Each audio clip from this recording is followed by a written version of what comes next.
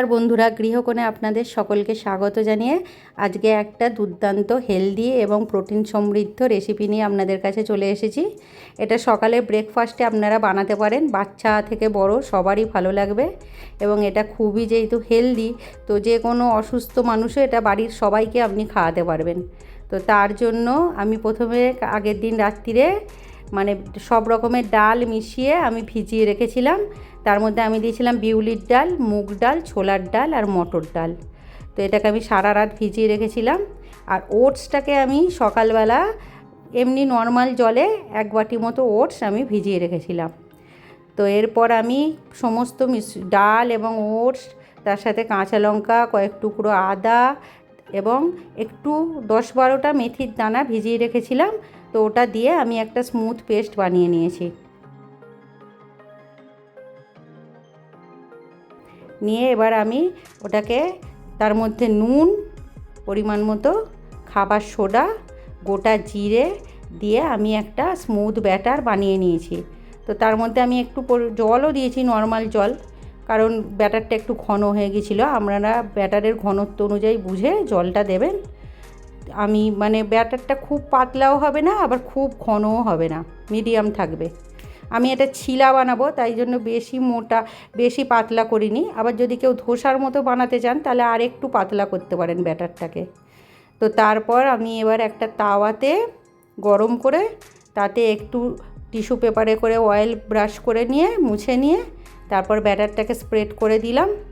দিয়ে এবার আমি অল্প তেল দিয়ে এটাকে ভাজবো। আপনারা চাইলে ঘি বা বাটার দিয়েও ভাজতে পারেন, সেটা আপনাদের টেস্ট অনুযায়ী ভাজবেন। তো এটা খুবই হেলদি এবং টেস্টি হয়। আমি এর আগে একবার বাড়িতে বানিয়েছিলাম, বাড়ির সবাই ভালো লেগেছিলো বলে ভাবলাম আজকে আপনাদের জন্য শেয়ার করি।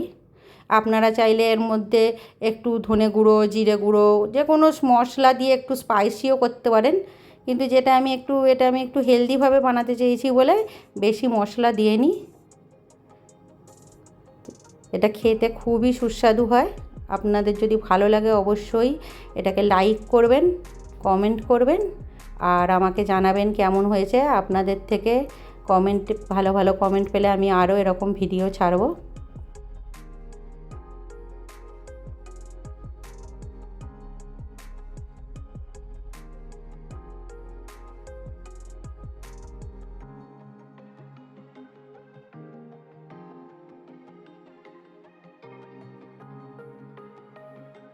এই যে এইভাবে লো মিডিয়াম ফ্লেমে আপনারা উল্টে পাল্টে ভালো করে ভেজে নেবেন, যাতে ভিতরে না একটুও কাঁচা থাকে।